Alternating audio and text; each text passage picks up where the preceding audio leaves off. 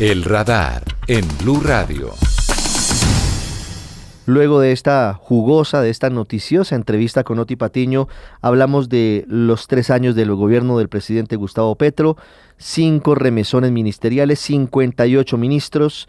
En este último año, los desafíos del presidente y de su gobierno están enfocados en la reforma a la salud y en la reforma tributaria, que ya anunció una nueva reforma tributaria con más impuestos, y en la definición de la reforma laboral que ya está en vigencia y sobre todo de la reforma pensional que todavía está en manos de la Corte Constitucional. Catherine Ávila. El presidente Gustavo Petro entra en su último año de mandato con un doble reto: saldar las promesas que aún le pesan y reparar el legado del primer gobierno de izquierda en el país, empañado por la rotación constante de ministros, un uso desatado de su cuenta de X y escándalos de corrupción, aunque a su alrededor hay voces que hablan de reelección. Esto es lo que dice en público el mandatario. Esa es un poco mi inquietud, faltándome un año para salir de aquí. Menos mal, salgo corriendo a gritar de la alegría como un niño cuando sale de la escuela. El presidente Petro tiene hoy un respaldo del 30% y un historial de funcionarios cuestionados. Uno de los más polémicos es su ministro del Interior, Armando Benedetti, ahora su escudero más cercano, señalado por maltrato y con varias investigaciones encima, ninguna de ellas con decisiones concluyentes.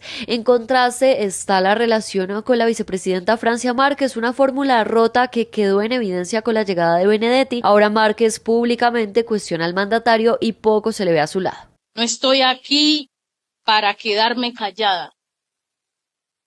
No voy a fingir que no me duele, que no cansa, que no desgasta. Tengo ganas de gritar.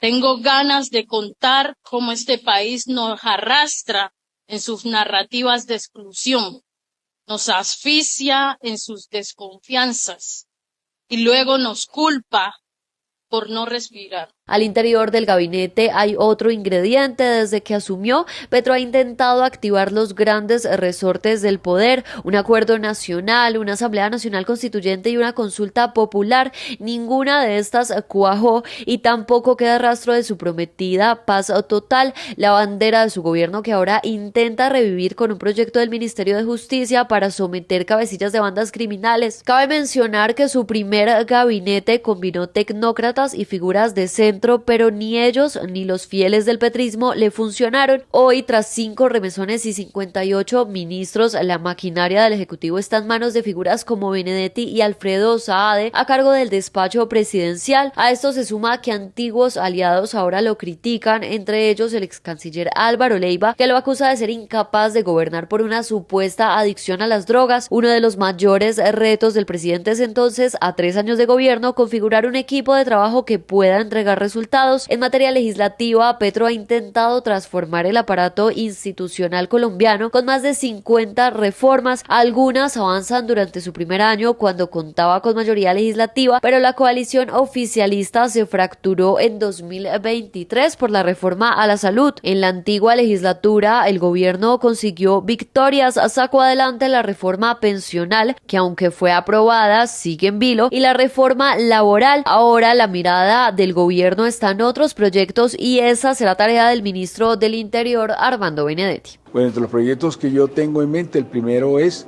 el tema de la reforma a la salud, el otro es el que tiene que ver con la reforma tributaria, el de jurisdicción agraria, también el del Ministerio de la Igualdad. Esos son como los puntos por los cuales me van a calificar. Hay que decir que la corrupción marcó al gobierno del cambio, que prometía hacer las cosas distintas. El hijo mayor del presidente Petro, Nicolás Petro, enfrenta un juicio por lavado de activos y enriquecimiento ilícito por presuntamente recibir dinero irregular durante la campaña Petro Presidente. A esto se suma que en su discurso del Día de la Independencia de 2024, Petro pidió disculpas al país por nombrar a Olmedo López como director de la Unidad Nacional para la Gestión del Riesgo, entidad que fue el centro del mayor escándalo de corrupción de su gobierno por los carrotanques que iban a llevar agua a La Guajira. Pidiéndoles perdón a ustedes como representantes del pueblo y al pueblo de Colombia por lo que ha acontecido en la UNGRD. Lecciones que hay que recoger de esos hechos aún en proceso de investigación. El señor Olmedo nunca fue una transacción política de ningún grupo aquí presente ni ausente. Él viene de la izquierda. Este año el mandatario evitó el tema pese a que uno de sus exministros de Hacienda, Ricardo Bonilla, está siendo investigado por este caso y su exdirector administrativo, Carlos Ramón González, tiene orden de captura. En política exterior, la relación con Estados Unidos, principal socio comercial de Colombia, se ha tensado al máximo desde enero de este año. La primera crisis estalló apenas una semana después del regreso de Donald Trump a la Casa Blanca, cuando Petro bloqueó la llegada de vuelos con deportados, denunciando tratos indignos. La segunda fue en julio, cuando el presidente Petro hizo eco de una declaración de Nicolás Maduro sobre un supuesto golpe de Estado orquestado por el secretario de Estado estadounidense, Marco Rubio. Este convocó de forma urgente al jefe de la misión diplomática en Bogotá y Petro hizo lo mismo con su embajador en Washington.